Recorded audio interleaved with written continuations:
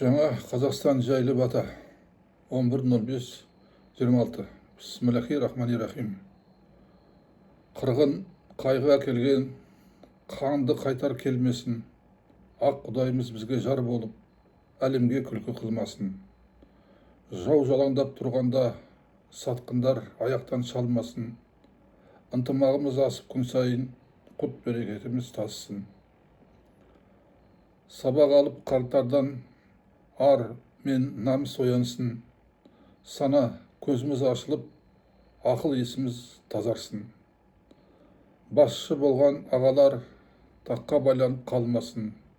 Жүрегі қарайып кетпесін, халқының сенімін ақтасын.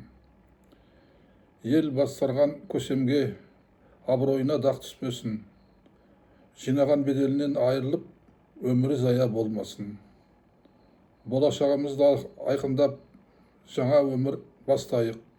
Тоқ етерін айтқанда, жаңа Қазақстан салайық. Аумин. Алда лайк басатын белгі бар. Басып жазылсаңыздар құп болады. Маған бата таратуға, сіздерге сауап алуға. Рахмет. Аумин.